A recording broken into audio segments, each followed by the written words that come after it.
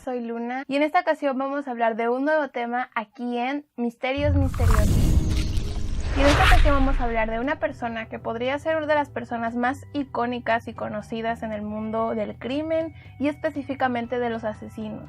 En esta ocasión vamos a revisar el caso de Ted Bundy. Su verdadero nombre era Theodore Robert Cowell Bundy, nacido en Burlington, Vermont, que fue un asesino en serie de mujeres, al igual que un violador y un necrofílico. A este hombre se le confirmaron alrededor de 30 asesinatos, pero según los patrones que siguen sus crímenes y muchos analistas, probablemente sus crímenes hayan sobrepasado las 100 muertes. Ted Bundy tenía un modus operandi bastante interesante, ya que como su víctima principal eran mujeres, utilizaba su aspecto físico para poder ganar su confianza, para realizar los terribles crímenes que se suscitaron a partir de los 70s y 80s. Es una de las personas más conocidas en el True Crime Community por ser muy mediático, por ser una persona que cometió muchísimos crímenes, por haber matado a tantas personas y por la manera en que solía manipular a las personas. Además que obviamente él tenía bastante seguimiento de personas que se consideraban sus fans, algo que como hemos visto ya es un tanto común en este tipo de casos. La vida de Ted Bundy fue bastante extraña desde que era su niñez. Yo diría que tenía más bien una familia muy poco convencional. Para empezar, él nunca supo quién era su padre, nunca lo conoció.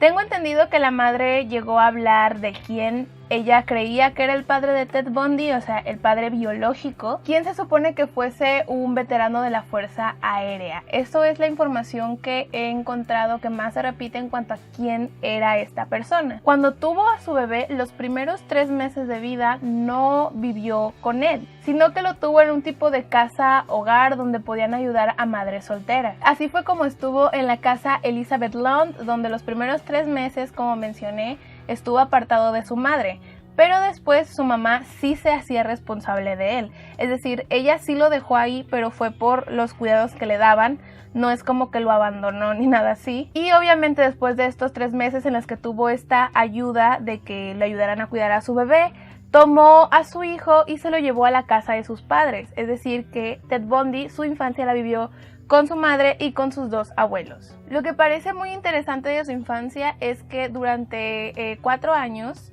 él pensaba que sus abuelos eran sus padres y se le hizo creer que la mamá era su hermana. Asumo que era, obviamente los tiempos en ese entonces eran muy distintos, no era como algo muy bien visto que una persona de su edad tuviera un hijo y que encima fuera madre soltera. Y recalco que no era bien visto porque el papá, es decir, el abuelo Ted Bundy, Sam Cowell, era bastante estricto conforme a esas cosas y se preocupaba también mucho con la imagen que pudiera tener, lo cual es un tanto contradictorio cuando les cuente un poco más de la personalidad de este hombre. Él era una persona muy ignorante y también muy discriminatoria. O sea, lo digo porque él era antisemita, era xenófobo, hablaba mal de otras religiones, de los católicos, era racista y era extremadamente machista. Era un hombre que golpeaba a su esposa y no solo eso, sino que era bastante violento y conflictivo. Entonces también golpeaba a las mascotas que tenían. Golpeaba al perro de la casa y además a los gatos de los vecinos también los maltrataba, los tomaba de la cola y cosas de ese tipo. Una de las anécdotas que encontré acerca de este hombre es que hubo una ocasión en la que tiró a su propia hija, o sea, a una hermana de Lois que se llamaba Julia, que era la hermana más pequeña, la tiró de las escaleras solo porque se quedó dormida. O sea, se quedó dormida más tiempo, pelearon y él decidió arrojarla por las escaleras. Incluso leí que muchas veces él hablaba con cosas que no estaban ahí, o sea, con personas que no se veían, que él como que veía presencias y les hablaba. O sea, les estoy hablando de que este hombre estaba tan mal de la cabeza y que era tan violento y que todo el mundo lo conocía por esas características que se llegó a creer incluso que él era el padre biológico de Ted Bundy. Es decir, que hubiese habido un tipo de abuso o relación incestuosa con su propia hija y que a partir de ahí el resultado hubiese sido Ted Bundy. Obviamente esto confundió bastante a a Ted cuando era un niño pequeño. Obviamente no tenía los mejores ejemplos posibles en su hogar. Y una anécdota que encontré que se menciona bastante es de cuando Ted tenía apenas 3 años de edad. Se supone que una de sus tías, es decir, una de las hermanas de su mamá, que igual vivía en esa casa, se dio cuenta que Ted estaba llevando cuchillos desde la cocina hasta el cuarto de su mamá. Y al levantar la cobija en la que su madre estaba dormida, se encontró que puso un montón de cuchillos ahí en la cama. Y ella menciona esto como una de las cosas que recuerda con mucho temor ahora que tienes el contexto de que terminó siendo un asesino. Y volteó con Ted, que apenas era un niño, y el niño estaba como sonriéndole. Y claro que es un niño, pero ella habla de cómo esta fue una experiencia que se le quedó marcada para siempre. Fue en 1950, es decir, cuando Ted ya tenía 4 años de edad, cuando tanto Ted como su madre se mudaron a Tacoma, Washington. Fue ahí cuando Lois se enamoró de un hombre llamado Johnny Culpeper Bundy, quien se supone que trabajaba en el ejército. He encontrado información sobre de que era el cocinero, que realmente no tenía un cargo muy grande ni nada, pero pues se enamoraron y decidieron casarse. Obviamente a partir de ahí fue Ted quien adquirió el apellido de este hombre y ellos formaron su propia familia. Tengo entendido que tuvieron hijos juntos, pero que la relación de Ted Bundy con su padrastro tampoco era la mejor.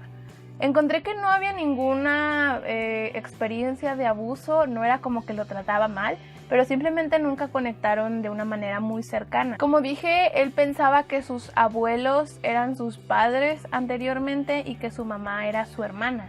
Entonces en este punto de su vida la familia cuenta que él sabía que era su mamá, pero aún así a veces le llamaba hermana, como que lo alternaba de vez en cuando, porque para él todavía no estaba 100% claro quién era la persona que lo estaba cuidando. Después, pues claro que tuvo que empezar a ir a la escuela y convivir con otros niños, y la mayoría de sus excompañeros de primaria y de secundaria hablan de cómo él de hecho era un niño muy alegre, que era bastante popular con los demás, que tenía muchos amigos y que tenía muy buenas calificaciones, pero que poco a poco, con el paso de los años, notaron que su personalidad cambió y que también notaron un cambio en sus calificaciones, que nunca fueron muy malas, pero que comenzó a bajar su rendimiento escolar. Ellos hablan de cómo comenzó a perder confianza en sí mismo, de ser un niño como muy extrovertido y con muchos amigos se hizo como más cerrado, que no sabía muy bien cómo entablar relaciones sociales con los demás, que en general no sabía cómo conectar y conocer personas nuevas.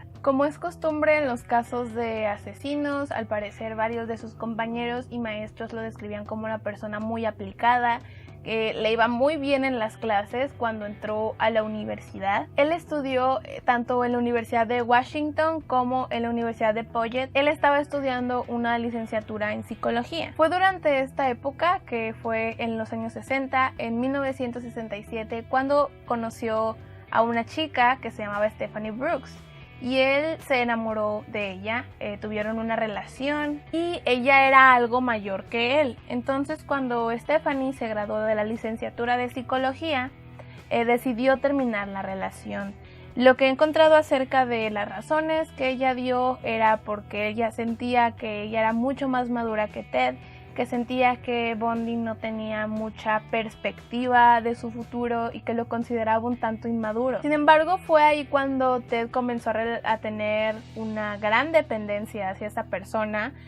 Comenzó a mandarle cartas, seguía obsesionado con ella y quería como mandarle cartas para saber si ella podía volver, y ella no se veía interesada en un principio, pero él seguía insistiendo. Estamos viendo ya una conducta obsesiva con esta persona. Después de esta etapa en su vida decidió matricularse en Derecho y luego comenzó otra relación con una chica llamada Meg Anders.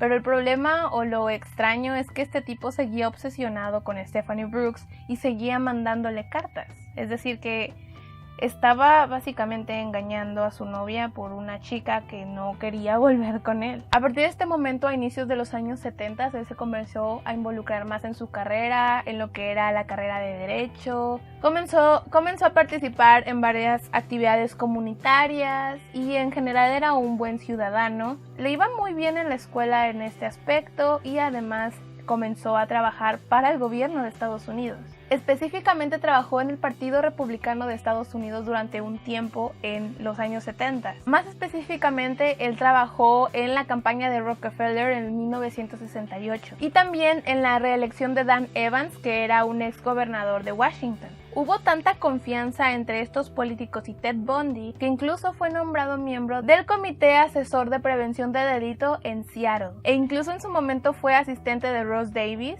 quien era el presidente del Partido Republicano en el estado de Washington. Pero esto cambió cuando volvió a reencontrarse con Stephanie. Fue en 1973 cuando ellos se volvieron a reencontrar y se supone que le dieron como otra chance a la relación. Sin embargo, Stephanie comenzó a notar que ella no le mandaba cartas, ya no se mantenía en contacto con ella, y al final simplemente la abandonó sin dejar rastro alguno, sin dar explicaciones, y ya no supo nada más de él. Es aquí cuando todo comenzó. Antes de que él comenzara a asesinar mujeres, él comenzó a tomar un gusto por el alcohol, y en esta época comenzó a hacer diferentes robos, tanto en tiendas como en casas ajenas, debido a que todavía no controlaba bien el uso del alcohol y en muchas de esas ocasiones estaba ebrio. Como dije, esta es una persona muy icónica y muy conocida por los numerosos crímenes que cometió en su momento. Fueron muchísimas mujeres, pero les contaré únicamente los casos como más determinantes y los que muestran más su modus operandi. Les hablaré un poco de las víctimas y las cosas que tenían todas en común. La primera vez que se supo de un caso de violencia hacia una mujer de Ted Bundy fue el 4 de enero de 1974. En ese entonces Bundy tenía 27 años y fue cuando cometió su primer delito de este tipo. Se supone que entró al cuarto de universidad de una chica llamada Johnny Lynn, la cual tenía únicamente 18 años. Él entró a su dormitorio, la golpeó con una palanca metálica y después la violó con una pata de la cama. Afortunadamente la chica sobrevivió. Al día siguiente la encontraron viva, pero con una fuerte contusión en la cabeza, la cual le causó un daño cerebral permanente. Sucedió algo bastante similar con Linda Ann Healy, la cual tenía apenas 21 años cuando esto sucedió. Igualmente fue en un dormitorio, la golpeó y de ahí la sacó de la escuela. En ese entonces no se vio como una conexión entre los dos casos, pero fue tiempo después que se encontraron los restos de su cuerpo. Fue en este periodo de tiempo de que Ted Bundy comenzó a desarrollar su modus operandi principal. Comenzaron a desaparecer varias madres jóvenes y varias universitarias en esa época. Ahora, Ted Bundy era considerado como una persona encantadora y atractiva para el sexo opuesto, pero lo que más solía hacer es que traía un brazo enyesado. Entonces él de repente iba con alguna chica y le pedía ayuda para encender su carro, que era un Volkswagen. Entonces era como, oh, no puedo abrirle porque estoy herido, y pues en estar hablando como que les coqueteaba y las chicas pues sentían confianza, ¿no? De que era un chico herido y querían ayudarle. Pero entonces cuando se dirigían al auto de esta persona se encontraban con que él las atacaba, las violaba y las mataba. Algunas de sus víctimas son Carol Valenzuela, de 20 años, Nancy Wilcox, de 16 años. De esta, su cuerpo nunca fue encontrado. Adonna Mason, de 19 años, Susan Rancor, de 18 años, Roberta Parks, de 20 años, Brenda Ball, de 22 años, Georgian Hawkins, de 18 años, y Janice Ott. Fue después de estos asesinatos que Ted se mudó a Midvale, Utah, donde por fin se pudo matricular en la Universidad de Utah en leyes. Sin embargo, estando en una nueva ciudad, él encontró que podía desviar un poco la atención de la policía y siguió con los asesinatos en este lugar. De las víctimas que más suelen hablarse es Melissa Smith, que de hecho era hija de un sheriff de ese lugar. También desapareció Laura Aime, de 17 años, Taryn Campbell, de 23 años, y es aquí cuando realmente surgió algo de pruebas para poder creer que era la misma persona la que estaba matando a tantas chicas. Esto sucedió el 1 de marzo de 1974. 1975. Se supone que cerca de las montañas Taylor se encontró un cráneo, el cual al ser analizado se supo que pertenecía a Brenda Ball. Sin embargo, la policía, al seguir buscando a los alrededores, encontró restos de otras personas. Entre ellas estaban los restos de Linda Healy, de Susan Rancourt y de Roberta Parks, además de los restos de Donna Mason. Aunque Bundy estaba enterado de que estos descubrimientos se habían hecho, eso no lo detuvo de seguir con sus asesinatos en este lugar. Algunas más de sus víctimas fueron Julie Owningham, de 26 años, Denise Oliverson, de 25 años, que su cuerpo aún no ha sido encontrado hasta la fecha, Melanie Cooley, de 18 años, y Shelley Robertson, de 24 años. Fue ahí cuando las autoridades se dieron cuenta que ya había un modus operandi bastante específico con esta persona, ¿no? Y que también había ciertas características que él buscaba en las mujeres que estaba asesinando. Para empezar, todas eran chicas bastante jóvenes que estaban de su adolescencia a los 20 años. Y lo creepy, lo extraño, es que la mayoría tenían una similitud bastante alta entre ellas. De las cosas que más se conocen y se encontraron es que por lo regular asesinaba a chicas caucásicas de cabello oscuro y largo y con el cabello dividido a la mitad. Lo raro o lo que se considera importante para la manera en que empezaron los asesinatos es que estas son las mismas características que tenía Stephanie Brooks. Entonces hay gente que piensa que tal vez él las asesinaba porque veía reflejada a su exnovia en ella. Sin embargo, siempre tiene que haber un final para todo, y Ted Bundy tampoco era perfecto, cometió varios errores en la manera en que estaba haciendo algunos de sus crímenes. De los más notorios fue en 1974. Esto sucedió el 8 de noviembre, cuando decidió que su próxima víctima sería Carol Darroch. Lo que sucedió es que ella había asistido a un evento y se acercó con la chica y le dijo que él era un oficial y que había visto actividad sospechosa y que le querían robar su auto. Pues Darroch fue convencida de que Ted Bundy era un oficial y que le iba a llevar a la comisaría para que llenara un reporte.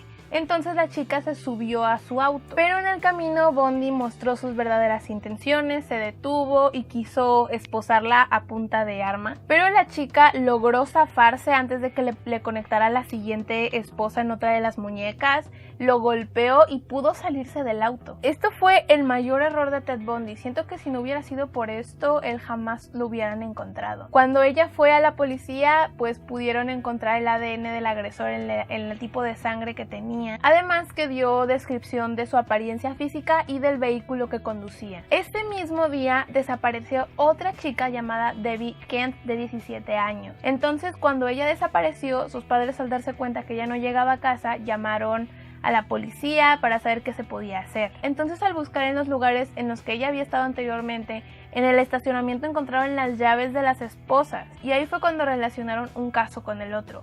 Y se dieron cuenta que esa llave para esposas era de las esposas que él le había intentado poner a la otra chica. El estacionamiento donde todo esto sucedió fue en un evento de una obra de teatro. Y hubo una chica llamada Jean Graham, la cual mencionaba que un hombre igualmente la hizo querer salir a ver un auto, pero que ella, como era la directora de la obra, no se pudo salir y pues le dijo que estaba ocupada, pero que también lo consideró alguien sospechoso. Igual dio la descripción de cómo era y todo, lo cual es como de, imagínense si sí hubiera tenido tiempo. Yo siento que cualquiera se hubiera salido de una obra si supieras que te quieren robar el auto. Esta mujer tuvo muchísima suerte de no haber tenido tiempo de salir. Como ya teníamos el retrato hablado del asesino, ya teníamos el dibujo, fue una amiga de Meg Anders quien lo reconoció como Ted Bundy y dio su nombre a la policía. El problema fue que cuando ellos tenían fotos de Ted Bundy y quisieron que los testigos lo reconocieran, resultó que ellos no reconocieron a Ted. A lo que he leído, se supone que esto se debía a que Ted Bundy se cambiaba mucho la apariencia física. De repente se dejaba el bigote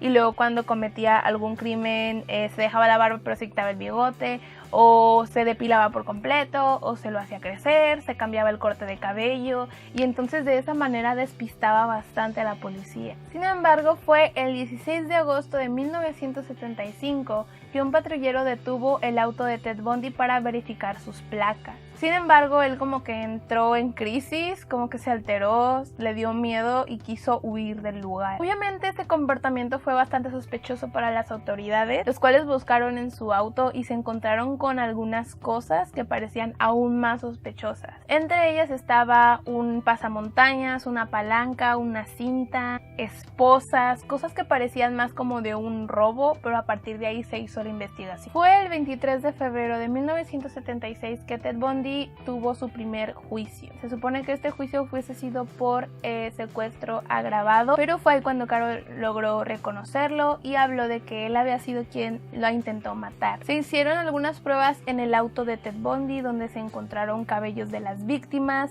además de que se encontró que varios de los golpes que habían recibido en la cabeza eran precisamente de la palanca de su auto. Ahora, antes de que fuese su segundo juicio, el hombre fue tan inteligente que despidió a sus abogados. Pero mucha gente decía, pues, ¿por qué lo haría, no? Y la respuesta es que él tenía este plan. Cuando una persona no tiene pues abogados, le permiten ir a la biblioteca para que se informe de leyes y todo eso y se pueda defender él solo. Entonces lo que hizo fue ir a la biblioteca, salió de la cárcel a través de una de las ventanas de la biblioteca, de la cual se arrojó y se lastimó el tobillo, creo que se lo rompió. Y así este hombre estuvo 6 días donde la policía no sabía dónde estaba este asesino serial, pero lo volvieron a encontrar cuando él se intentó robar otro Volkswagen y pues lo arrestaron. Pero esta no fue la única ocasión en la que Ted Bundy logró salir de la cárcel. Logró volver a escapar en enero de 1977. Se supone que en su celda había un hoyo como en el techo, lo cual él pudo quitar como la tapa, donde se pudo meter a través de ese hoyo hasta uno de los armarios vacíos de la penal. Y a partir de ahí salió por la puerta principal de uno de los funcionarios de la prisión, quienes no se dieron cuenta que el hombre había escapado sino hasta 15 horas después de que esto sucedió. Es aquí cuando él ejecutó uno de sus crímenes más grandes y más conocidos, que fueron los ocurridos en la fraternidad Chi Omega. Esto sucedió el 14 de enero de 1977. Una de las chicas llamada Nita Neary, que pertenecía a esta fraternidad, vio a un hombre que iba saliendo de ahí y ella lo primero que pensó es que era un ladrón, que las habían asaltado, y fue cuando intentó buscar ayuda que se encontró con Karen Chandler, la cual ya había sido herida por este hombre. Otra de sus víctimas en este lugar fue Kathy Cleaner, la cual también había sido malherida en su habitación. En un lugar muy cercano ahí, él también atacó a Cheryl Thomas, del cual igualmente lo dejó vivo, y pudieron encontrar algunas pistas en cuanto a huellas de la persona y sangre. Otra de sus víctimas que más me llamó la atención, porque siento que o sea, como que siempre secuestraba y mataba a chicas como en sus 10 y tantos, 20, ¿no?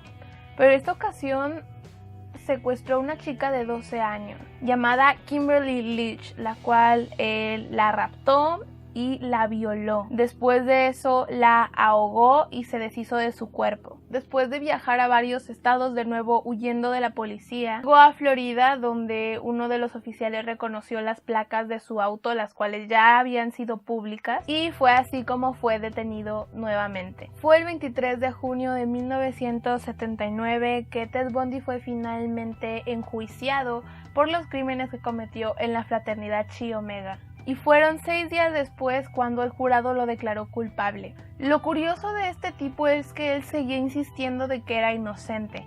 Él decía pues, que no iba a rogarles por piedad porque él no había hecho nada malo y que le constaba que no había hecho nada malo, así que no iba como que a mostrarse sentimental ante la situación. No mostró ninguna emoción cuando le estaban dando el juicio, cuando le dieron como el veredicto final, y él decía que era porque no era culpable, entonces como que el que nada debe, nada teme. My chance to talk to the press. Contrary to Section 78204 Florida statute. I'll plead not guilty right now. And your grand jury is being present. Obviamente los crímenes por asesinatos que él había cometido comenzaron a surgir en este tiempo, y fue ahí cuando fue condenado a pena de muerte para que lo electrocutaran en la silla eléctrica. Volvió a buscar abogados y su estrategia era, como siempre hacen este tipo de personas, el buscar que se reduciera su tiempo en la cárcel, o que buscar que se le reduciera el castigo o que le dieran otra sentencia basándose en enfermedad mental, la cual no procedió. El caso es que este tipo siempre quiso como alargar su tiempo de vida lo más posible. Él de repente hacía que les alargaran más su tiempo antes de que fuera la sentencia final, que era la silla eléctrica. Una de las cosas que él llegó a hacer en esos momentos, pues en su desesperación, fue comenzar a confesar dónde había dejado los cuerpos de varias de las víctimas. Fue ahí cuando encontraron que en uno de estos lugares tenían las cabezas, o sea, él guardaba las cabezas de sus víctimas y que cometía con esas cabezas actos de necrofilia, es decir, que tenía actos sexuales con los cuerpos ya una vez de que estaban muertos. Algunas de las cosas extrañas que leí acerca de esto que me quedé bastante perturbada fue que incluso él les ponía maquillaje como para hacerlas ver bonitas antes de tener como que actos sexuales con las cabezas. Como dije, él siempre quiso como intentar que no se le diera la pena de muerte o que mínimo se retrasara lo más posible. Él comenzó a hacer un trato con las familias como de que mientras más días me den a mí para confesar, yo te puedo decir dónde quedó tu hermana o dónde quedó tal familiar, yo te puedo decir dónde dejé el cuerpo de tal persona si me dan más tiempo para confesar, o sea, si me siguen retrasando la silla eléctrica. Sin embargo, a pesar de que muchas de las familias que estaban ahí querían justicia para las víctimas y que muchas de esas víctimas no se sabía dónde estaba el cuerpo, a ellos ya no les importaba, o sea, ellos ya no querían saber nada de este tipo, lo querían muerto. Ninguno de ellos aceptó su trato de darle más días de vida con tal de que les dijera dónde estaban las víctimas. Una de las últimas entrevistas que dio Ted Bundy fue el 17 de enero de 1989, en donde él comenzó a hablar de un tema que siento que es la razón por la cual se habla mucho de él, que es el hecho de que él decía que muchas de los crímenes que él cometió eran porque él se basaba y que había sido influenciado por diferente material pornográfico que había visto, que era bastante violento. Sucedió en etapas, poco a poco, mi experiencia con la pornografía en general, pero con la pornografía que representa un nivel alto de violencia sexual. Una vez que te vuelves adicto a ella, comienzas a buscar todo tipo de material con cosas más explícitas, más fuertes y más gráficas, hasta llegar a un punto en que la pornografía va tan lejos que comienzas a preguntarte cómo sería en la vida real. El problema con estas declaraciones es que yo en lo personal veo como una gran contradicción en cuanto a lo que él dice. Porque por un lado está como culpando, haciéndonos entender que muchas de las cosas que hizo fue por influencia de cosas que él llegó a ver. Pero por otro lado tiene otras frases bastante extrañas, por ejemplo una que hizo en una carta, la cual es: he conocido personas que irradian vulnerabilidad. Sus expresiones faciales dicen: tengo miedo de ti. Estas personas invitan al abuso, esperando ser lastimadas. Sutilmente lo fomentan. O sea, para mí es como de no. Y es como este pensamiento de que como una persona se ve vulnerable, tiene que serlo. Como si no eres fuerte, tienes que ser víctima. Como te ves débil, tienes que aguantarte de que alguien más te lastime. Finalmente, Ted Bundy fue electrocutado el 24 de enero de 1989. Como dije, en cuanto a la psicología de Ted Bundy, sí encuentro muchas contradicciones. Para empezar, vamos a hablar de la manera en que él no entendía cómo funcionaban las relaciones sociales. Esto es algo que mencionaron sus compañeros y encontré una frase que él dijo, que no sé qué es lo que hacía que las cosas permanecieran. No sabía qué es lo que hacía que la gente quisiera tener amigos. No sabía qué era lo que hacía que una persona se sintiera atraída con otra. No sabía qué era lo que desataba las interacciones sociales. En general noto como un gran desentendimiento de cómo funciona sentir empatía, porque las cosas que está diciendo no es que no sepa hablar y no es que no sepa tratar a la gente, porque como vimos muchas veces era muy educado y sus maestros lo describen como muy buen alumno. Yo siento que más bien era una desconexión a la empatía, y eso se vio desde un inicio cuando seguía insistiendo con esta chica que no lo quería en su vida. Él insistía por el hecho de que era una persona egoísta, que solo quería que ella estuviera para él, aunque ella no quisiera. Ted Bundy muchas veces es descrito como un psicópata, que tenía pues un comportamiento bastante violento en general. Una de las cosas que encontré buscando acerca de análisis psicológico sobre Ted Bundy es que la mayoría concuerdan de que él tenía un cierto miedo a ser sumiso, a ser la persona que se dejara manipular por una mujer. Al parecer él tenía una gran dependencia con las mujeres, como hemos visto el caso de su exnovia, pero al mismo tiempo él quería tener el control. Entonces cuando ella lo dejó, si se fijan, después él terminó con ella, entonces fue como que solamente quiso que volvieran para él poder dejarla, que no podía soportar que una chica lo hubiera humillado de manera de poder. Hubo muchas declaraciones extrañas acerca de Ted Bundy que igual considero contradictorias. En primera, porque varias veces decía que cuando mataba estaba en un trance, pero cuando estaba en prisión confesó también que a él simplemente le gustaba matar. También en varias entrevistas que se le hicieron, él decía que se sentía muy mal por lo que había pasado y que sentía culpa de la manera en que había angustiado a las familias. Lo cual no es verdad, o sea, porque hace rato leímos una frase en la que él decía que a veces la gente lo pide, como que están invitando, como se ven vulnerables, son presas fáciles y que es su culpa serlo. Una de las frases que encontré de Ted Bundy acerca de la culpa fue: culpa es un mecanismo que usamos para controlar gente, es una ilusión. Es un tipo de control social, es un tipo de mecanismo de control social y es muy poco saludable. Hace cosas terribles a nuestro cuerpo. Entonces vemos cómo él veía el sentir culpa como una debilidad. No lo veía como una noción humana que cualquier persona tiene, que está basada en la empatía. Él lo veía como algo de ser débil, y como lo hemos visto, su peor miedo, su peor pensamiento es ser débil, ser sumiso. Como dije, una de las chicas que no estaba como en su rango normal de chicas que solía matar era Kimberly Leach, la cual era una niña de 12 años. Y lo extraño es que él nunca le agradó hablar de Kimberly Leach. Era como que siempre evadía el tema. Y hay especialistas que piensan que esto es debido a que tal vez él sabía que era injusto, porque claro, cuando es una niña de 12 años, pues es mucho más fácil el ser violento, el secuestrarla, etc. Aunque yo quiero una chica que sea sumisa y que pueda maltratar, o sea, ¿qué tan fácil es con una chica de 12 años a diferencia de las demás que tenían entre 18 o 20 años? Eso no era tanto un reto para él y creo que tal vez por eso él no le gustaba hablar de ello. Otro punto que podía ser importante, aparte de la influencia que tuviese su abuelo en su vida, obviamente porque era una persona violenta, que odiaba a muchos grupos de personas.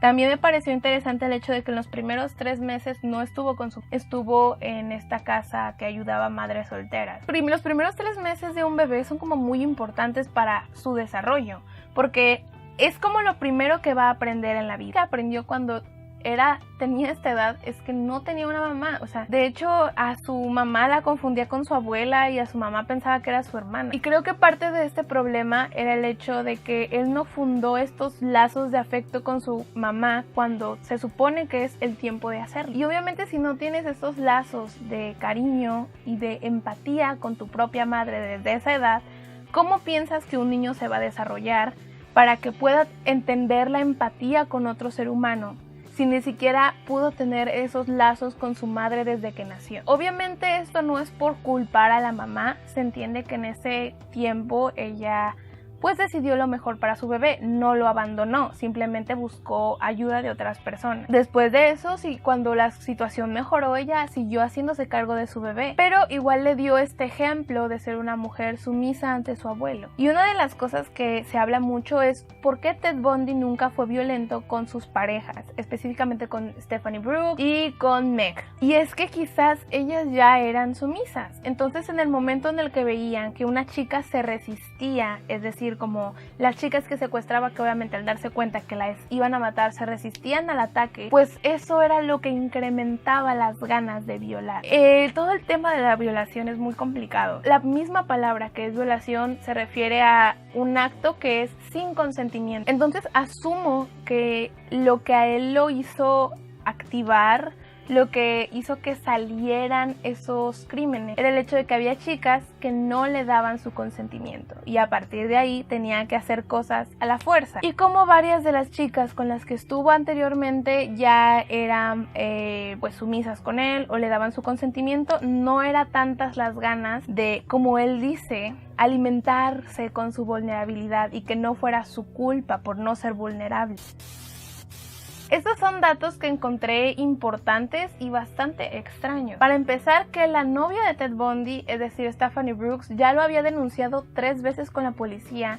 Y en esas 3 veces la policía no hizo caso. La siguiente es, como dije, que varias de las chicas que él mató y torturó eran chicas que se parecían bastante a Stephanie, con características de que eran chicas jóvenes, que tenían el cabello largo y oscuro y con el partido en la mitad. Otra cosa que me pareció rara es el hecho de que Ted Bundy una vez salvó a un niño de ahogar. Se supone que esto pasó en el Green Lake de Seattle, en donde un niño corrió hacia un lago y se estaba ahogando, entonces él saltó a rescatarlo. Y entonces ahí te quedas como de ¿por qué tienen empatía por un niño? Pero ¿cómo es que logran hacer crímenes tan horribles con otro tipo de personas, en este caso mujeres? Otra cosa bastante rara que casi no me creo es que Ted Bundy trabajó en un centro de ayuda de suicidas. Sí, es una de estas hotline crisis donde puedes llamar si tienes una especie de crisis suicida, y él ahí es donde llamaba a la gente y le aconsejaba para calmarla. De hecho, varias de sus compañeros de ese entonces hablan de que era una persona muy empática con los que llamaban a esta línea de ayuda. Otro punto es que hubo un momento en que los asesinatos se comenzaron a relacionar con culto. Se supone que en ese entonces había mucho daño de ganado, como cuando de repente encuentran vacas muertas o gallos y todo esto, que se suele relacionar con rituales y cultos. Entonces cuando comenzaron estos asesinatos se creyó que era debido a él. Y el último dato interesante, curioso y bastante horrible y perturbador es que mientras Ted Bundy estaba en la cárcel, él recibía mucho fan mail y cartas de admiradoras, mujeres. En cuanto a las teorías que encontré, puedo decir que algunas son más convincentes que otras. La primera es acerca de que Ted Bundy hubiese sido parte del experimento MKUltra o que incluso tenía vínculos con satanismo. O sea, él trabajó en la prevención del crimen en Seattle y después fue la mano derecha básicamente de algunos de los gobernadores de Washington. Como sabemos, el proyecto MKUltra se basa en control mental a base de traumas, es decir, que usan diferentes mecanismos para que tengas traumas y a partir de ahí seas capaz de obedecer ciertas cosas. No significa que seas un robot o algo así, es más bien como el ocasionarte miedos e ideas que te hagan comportarte de cierta forma. Lo cual, como hemos visto, hice todo un video acerca del MKUltra. Y de las cosas que más se suelen ver son estos ligamientos hacia el gobierno de Estados Unidos. Otro punto es que en ese entonces, cuando se fue a Utah, Ted Bundy, él se convirtió a ser mormón. Obviamente esta no es una teoría en la que se quiere insultar a ningún tipo de creencia, pero lo que sucedía en Utah en ese entonces con los mormones es que se encontró que tenían varias conexiones a diferentes cultos. Como ellos practicaban en ese entonces la poligamia, era una manera muy fácil de decir que pues vivían con tantas mujeres, pero en realidad se trataba de tráfico de menores o tráfico de mujeres en general. Y obviamente la ley no se puede meter como en la religión de otras personas, entonces ellos tenían una excusa muy grande para tener tantas personas en un mismo hogar, cuando en realidad se trataba de tráfico. Entonces se cree que tal vez él tuvo algo que ver con eso, debido a que las fechas coinciden muchísimo. Pero como ya tenían varias pruebas de los patrones que él seguía, ya no se le relacionó con estos otros crímenes, lo cual es interesante. Otro punto que pudiera hacernos creer que él estaba bajo el control mental MKUltra es la manera en la que él habla. Él ha hablado mucho de la manera en que los medios influencian a las personas a crear ese tipo de cosas. Habla precisamente de cómo estos mensajes que nos manda pues la violencia, la pornografía en la televisión y en los medios de comunicación en general. Simplemente usa un lenguaje muy extraño cuando se trata de hablar de por qué comenzaron sus asesinatos. Otra cosa es que hubo un momento en que Ted Bundy le dijo a su novia de ese entonces, que se llama Elizabeth, le decía que la fuerza lo hacía matar gente. O sea, él se refería a su manera de matar gente como que algo estuviera dentro de él, que fuera una fuerza superior a él. Sin embargo, esta es otra cosa que dijo Ted Bundy que igual me parece muy rara. Dice: no tengo una personalidad dividida, no se me olvidan las cosas y recuerdo todo lo que he hecho. No era como que yo me hubiese olvidado o que no pudiese recordar, pero cuando termina, simplemente termina. La fuerza ya no me estaba empujando más.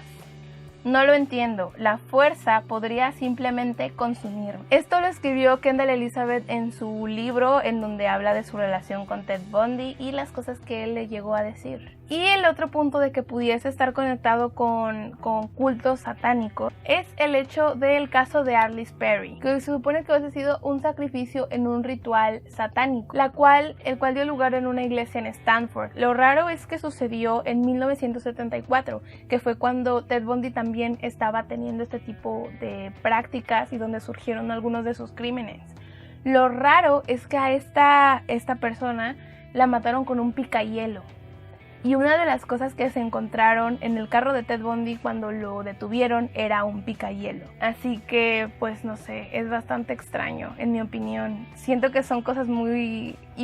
Otra teoría, la verdad no es muy extensa, pero existe la teoría de que tal vez él tuvo bastante ayuda de las autoridades. Una de las cosas que más he visto que se dan a dudar es el hecho de, ¿saben cómo cuando salió de la cárcel por segunda vez fue a través de un hoyo que llevaba hasta el apartamento de unos de los carceleros? Mi pregunta es, ¿por qué pondrías a Ted Bundy en la celda que te lleva directamente al apartamento de los carceleros? Si uno como persona que trabaja en el lugar sabe que ese hoyo lleva a tu oficina, a tu apartamento, ¿por qué pondrías a un asesino ahí? Si no fuera tal vez porque tienes alguna especie de trato con él. De otra forma, yo no veo por qué alguien se arriesgaría a que un asesino entre de un hoyo de su techo. La última teoría es que Ted Bundy era un shapeshifter.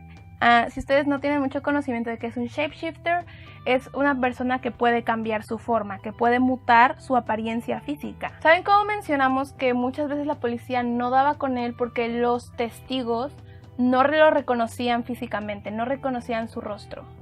Esto ya es extraño porque si alguien te va a matar, pues reconocerías algo de él.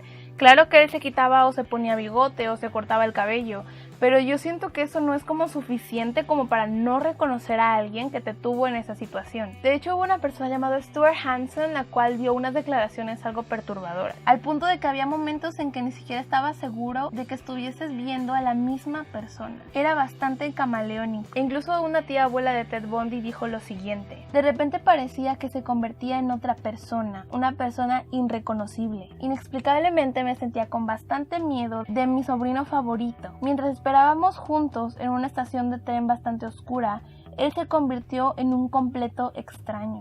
E incluso una persona que era oficial de la prisión describió algo bastante similar, que fue: se puso muy extraño conmigo, fue como si hubiese hecho una metamorfosis, tanto de cuerpo como en su rostro, e incluso se sentía como si casi emitiera un olor de él, casi como un completo cambio de personalidad. Ese fue el día en que yo sentí miedo de él. Eso es bastante extraño. Cuando lo dice una persona suena raro, pero cuando ya lo dicen más de tres, tal vez este hombre sí era shapeshifter, o tal vez simplemente era muy bueno ocultando quién era. En lo personal siento que Ted Bundy abre una gran discusión, que es el hecho de qué tanta culpabilidad o qué tanta responsabilidad tiene una persona sobre los hechos que comete cuando está siendo expuesta a cosas que son violentas por naturaleza. Existe como todo este pensamiento, este debate de que la música te hace violento, ¿no? Cuando sucedió lo de Columbine, personas pensaban que Marilyn Manson los hizo violentos. Cada vez que sucede algún tipo de desgracia en el mundo, o sea, cuando sucedió por ejemplo lo de Federico Guevara aquí en México, varias personas comenzaron a culpar al internet y que el internet lo hizo violento y jugaba videojuegos, así que eso lo hizo violento. En lo personal, yo no siento que una sola cosa te pueda hacer un asesino. Claro que Ted Bundy, pues, se obsesionó con la pornografía violenta y a partir de ahí se dedicó a asesinar personas. Pero cuando lo piensas, esa no era la única cosa que lo causó. No es como que tuvo una vida completamente normal, un día vio un video y se hizo asesino.